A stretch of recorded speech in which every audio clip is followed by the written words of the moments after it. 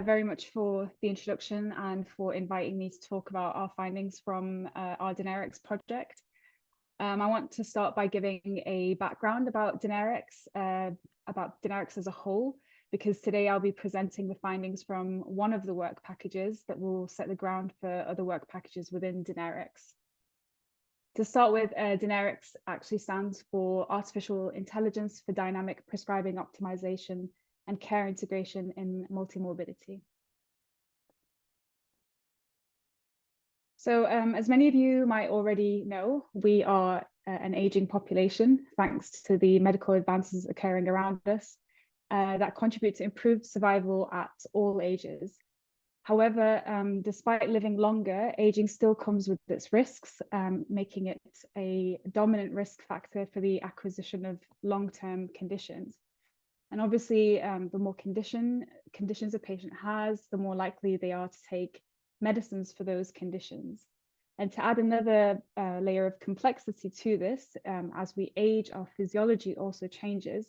And so how our body responds to medicines changes, and how the medicines react in the body also changes.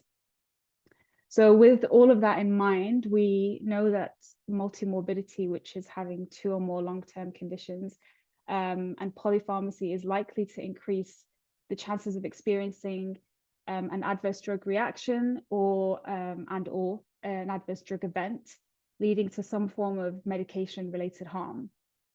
And as a result of this, the UK NHS long-term plan introduced an initiative to optimize prescribing and something called deprescribing, which is when you remove certain medicines from a patient's list through something called structured medication reviews.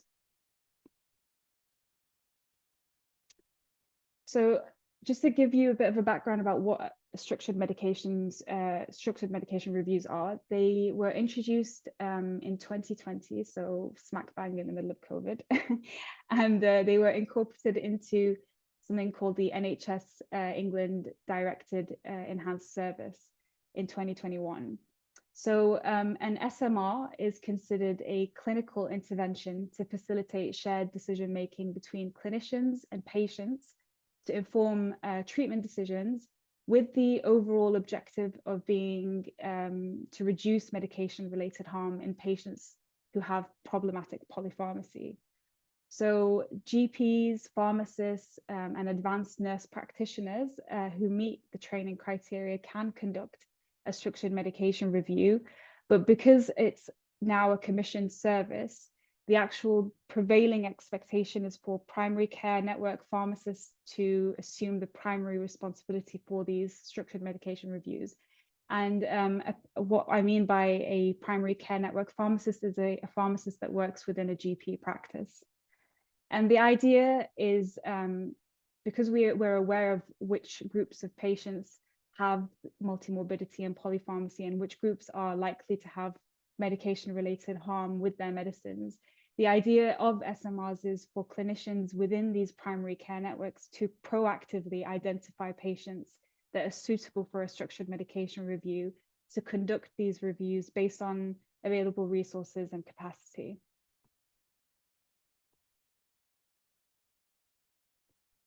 So the use of data from electronic health records to develop digital health tools can be a promising resource to assist healthcare professionals to conduct these structured medication reviews. And DynAIRx aims to develop artificial intelligence-driven tools to integrate information from the electronic health record to produce machine learning models, dashboards, and visualizations to prioritize patients at most risk of those medication-related harm, or at least those who might benefit the most from a structured medication review. So we have quite a few work packages that are working towards this, and this is what you can see on the screen. So the idea is to try and, in the hope to train artificial intelligence to identify patterns and clusters of conditions, medicines, tests, etc., to build patterns into a biostatistical causal inference and prediction of clustered clinical outcomes. So that's the overall objective of DynAIRx. However, before we can do any of this, we need to understand, number one, how structured medication reviews are actually conducted in practice right now, and what are the barriers to their implementation, and understand from stakeholders. So this is not just the clinicians, this is also the patients, the policymakers, the commissioners, how artificial intelligence could improve these work processes and identify the requirements for a prescriber feedback system, and the uptake of these tools. So we initially recruited healthcare professionals from across the UK, where the review of prescription medication was a regular part of their clinical workload. And that included healthcare professionals from general practice and secondary care as well. We also wanted the viewpoint of those involved in clinical commissioning of services. So those are your policymakers and your practice managers. And we specifically focused on three key multimorbidity groups within patients. So these are the groups that you can see here, where it says you've got the mental and physical comorbidities patient group, the complex multimorbidity patient group, and older people with frailty group. So older people meaning over the age of 65.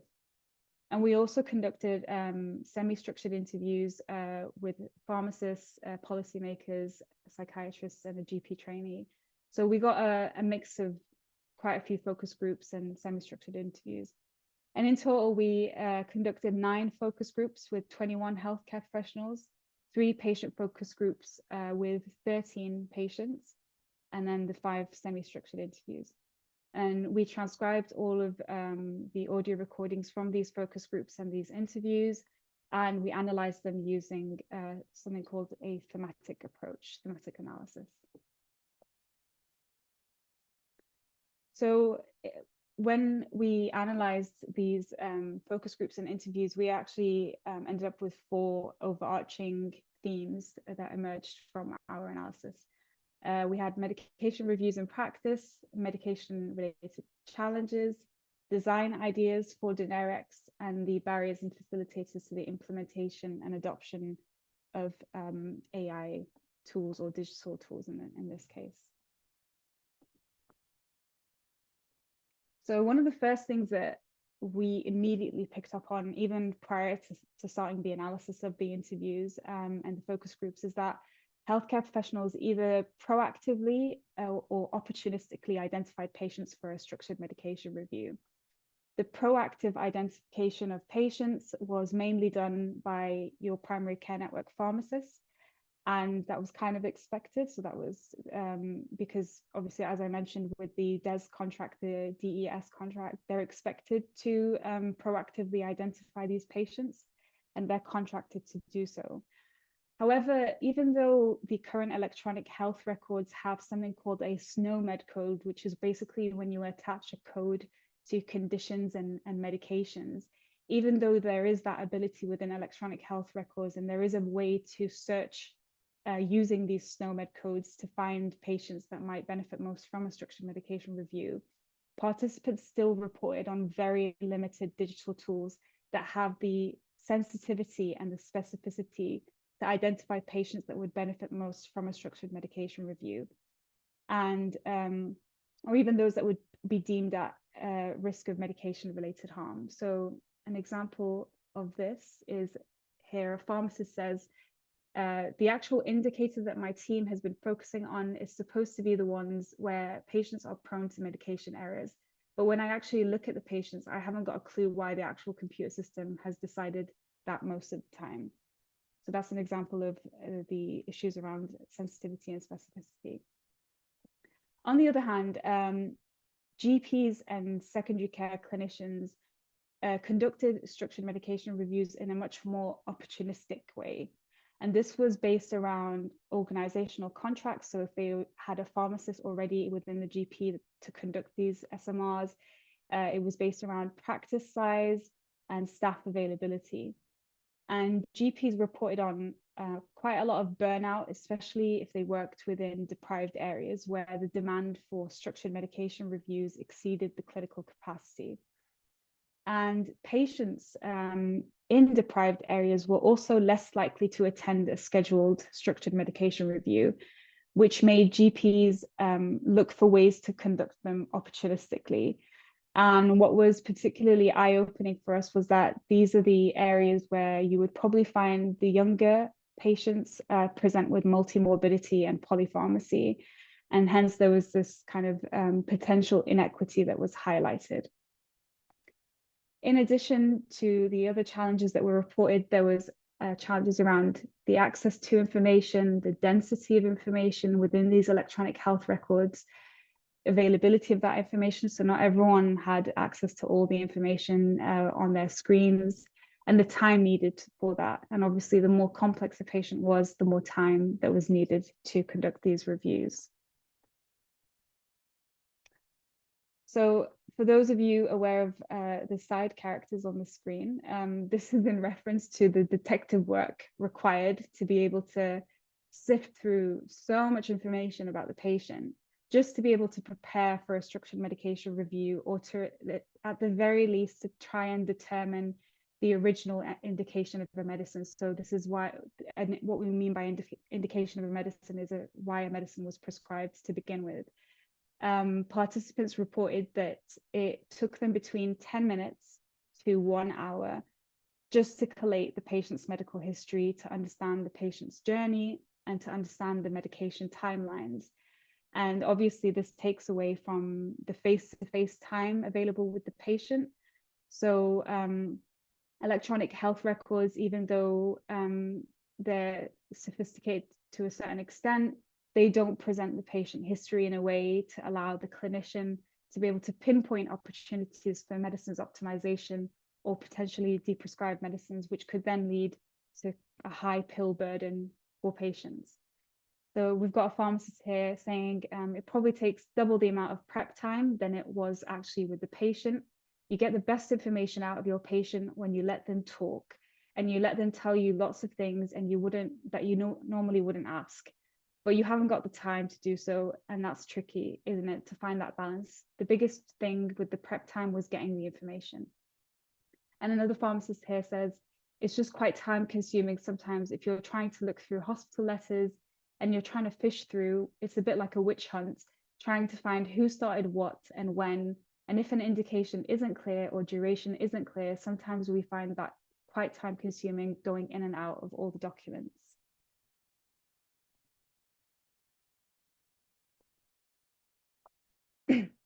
So medication-related challenges were also reported, and they largely revolved around poor communication between healthcare professionals in different settings and the data sharing between those settings.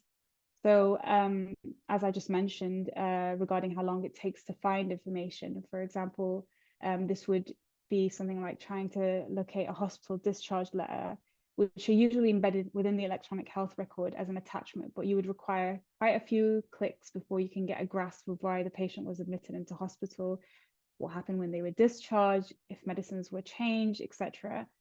And then on top of that, you have the patients assuming that all the electronic health records are connected. And while that is true to a certain extent, it's not entirely true. So patients sometimes assumed that even the community pharmacy records were connected to the overall electronic health record. And that left patients confused and completely bewildered when they found out that that wasn't the case. And they also had this expectation of their healthcare professional that they understood and knew the entire medical journey that they went through. And as I just mentioned, they don't have that information to hand, or it would require a lot of prep time just to be able to understand the patient's journey. So we have a GP here saying, we'll be waiting a week for an outpatient letter to come through, and it's really confusing. Stop this, change that, increase the dose here, and you're kind of stuck in the middle. So sometimes the patient will have left the meeting there and it will be like, go and see your GP and they will do this bit. Well, that's not happening until I've got that letter. That is the real mismatch of communication. So the poor communication and data sharing also had a knock-on effect for particular medicines that would require some level of coordinated care. This was the case for specialists and mental health medicines. So healthcare professionals, regardless of their background, stated that they felt out of depth when it came to monitoring and adjusting psychiatric medicines. And they found it really difficult locating the mental health team contact details just to be able to address specific concerns related to those medicines. In addition, there was another medicine that was mentioned quite a few times, and this was the case when we asked healthcare professionals about our patients that have the older patients with frailty. So these are the patients that are over the age of 65 who are frail. And it was to do with anticholinergic medicines. And anticholinergic medicines are a group of medicines that comprise over 80 medicines. And there is a lot of evidence to show that these medicines are associated with adverse outcomes such as cognitive decline and falls. And these are medicines that you would commonly prescribe for older adults, so things like urinary incontinence. And even though there are calculators out there called anticholinergic burden calculators, where it would calculate how many anticholinergics a patient is on, and to be able to see how risky these medicines are. Even though they do exist, these calculators, healthcare professionals need to go out of their system, decide which calculator they want to use, put in individually the medicines, the anticholinergics within these calculators, just to be able to get a score. And it was just time consuming and frustrating for the clinicians in general to do something like this. So this was one of the things where they said, risk calculators, it would be great to have them automated and already existing within the electronic health record.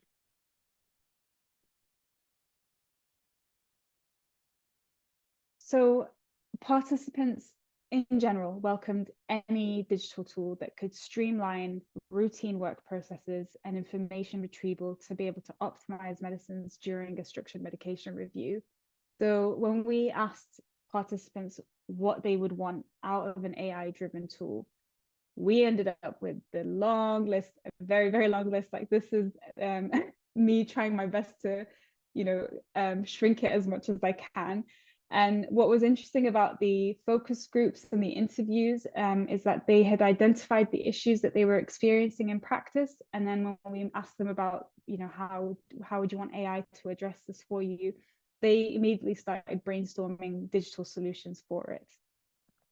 And the main ask from the wish list was to be able to present and visualize the patient journey, which would include a timeline of when the medical conditions occurred, what medicines were prescribed, including their indication, and when were they prescribed them. They also wanted things where you would identify prescribing gaps. So for example, if a medicine should have been prescribed, but it was missed, or long-term medicines that were no longer needed. So really sort of what would be seen as kind of like basic stuff, just to be able to visualize the patient journey to a certain extent. They wanted the visualization to include the hospital letters, which I mentioned before. They wanted it to be, wanted it to be accessed very easily, to show changes over time, recent bloods, and for everything to be color coded in an easy to digest way. And they wanted quick access to resources to assist them in their clinical decision making, such as those automated calculators that I just mentioned, like the anticholinergic burden calculator, and just basic conversion tools, for opioid conversion tools, or a calculator for EGFR and so on. In terms of the risk prediction models and the risk calculators, obviously I mentioned the anticholinergic burden calculator, but they also wanted a patient-tailored, they wanted the information to be patient-tailored. So they wanted it to include risk prediction tools and the patient's health trajectory over time to also assist them in their decision-making when it came to optimizing medicines.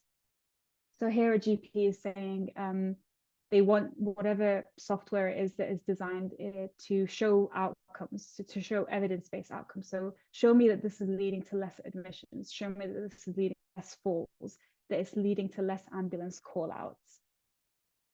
And we have a pharmacist here saying it would be nice to be able to say to this patient that this patient has a 14% risk of a fall based on population data on this combination of drugs. So more tailored towards the patients that they're seeing.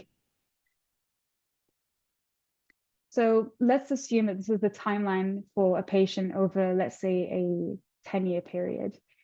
The idea was, you've got a condition and then a medicine is prescribed, maybe another condition and 2 medicines are prescribed, a condition and then something gets deprescribed, so we no longer find it suitable anymore. You might have a review here and a blood test done. You might know that, during Christmas time, this patient gets particularly depressed, and so they ask for medicines. And they wanted something to show all of that, and then to show some form of risk trajectory that this patient is likely to fall and be admitted into hospital, or they fell and they were admitted into hospital, and therefore you needed to do something about their medicines. And we had this pharmacist over here that got a little bit overly excited when we told her about DynAIRx. And she said, I've been dreaming about the timeline you showed, to be able to, in the way that I've imagined it, at the click of a button, know when all the drugs were started and what else was diagnosed around them around that time. And then I don't have to spend any time trying to put that together. That information is there for me. If thinking outside of a hospital setting, if I've got recent bloods and any sort of risk calculations that I want already there on the page from the most recent things, even better. This, I know it's quite long and I will read it out, this quote, but this was particularly eye-opening as well for our work. So this is a guy who had he's a GP but has some computer programming experience. So he says, I think one of the big issues with medical software is computer programmers call it round tripping. So basically things aren't followed up and the loop isn't closed, and we see huge amounts of error in medicine because of it. So for example, we will refer and then it's off our radar and it's on someone else's radar. And then they don't show up at the hospital. And then all of a sudden, 6 months down the line, they end up with a malignancy. And then it's back to the original person who referred the problem because the loop wasn't closed or the data wasn't followed up. So having some form of checking system would hugely reduce error and risk within medicine, particularly when it comes to prescribing. Having a tool that ties up all the loose ends would be worth its weight in gold, I think, particularly in terms of huge amounts of risk reduction. Oh, excuse me. So over here, we've got another pharmacist that was talking specifically about how to have the electronic health records predict the patients that are at risk of harm or that would benefit most from an SMR. So being able to prioritize and stratify those patients. So the pharmacist here is saying having something which is live, so constantly producing the order of patients who should be reviewing based on, I don't know, a patient might have been discharged from hospital last night. That patient might become a bit more high risk and therefore we need to review them earlier. So it flags upon our system, as you know, using the AI, that this patient we will probably need to review in the next 4 or 5 days. So there were some concerns on how such a tool would be embedded into the current health record. There was questions around what's the cost of adopting this in practice? What about information governance? Will it make the current system crash? What about the sort of medico-legal concerns? So all these questions were raised, and participants and patients described technology as kind of like a double-edged sword that would either reduce the gap between healthcare professionals and a patient or actually create a gap. And patients wanted a more active role in the decision making and to have a patient-facing interface for healthcare professionals to explain the risks and benefits of medicines during the process of medicines optimization. Also ensuring confidentiality and consent in digital tool use was paramount, but patients were generally receptive to the idea of incorporating AI into digital tools. So over here, we have a patient saying, what I think being a patient is that you need to have the trust from the GP and the GP or pharmacist, whoever is prescribing and using AI, they need to educate people. They need to raise awareness about it. And then you have the trust with the GP and then you feel comfortable. Another pharmacist here says that one of the reasons why people may not use it is that clinicians often ask for evidence. So they need to see the evidence, a published paper or a trial of it actually being useful. Does it improve outcomes with patients? This is one of the biggest barriers that I've come across in my time with tools. And finally, the last patient over here, and this is my favorite quote actually, is the world is changing. First, we heard about autopilot. Now they're testing cars without a driver, a virtual GP, and now AI in the medical sector as well. The world is changing. So in conclusion, DynAIRx does have the potential to provide an evidence-based and innovative approach to managing multimorbidity treatment.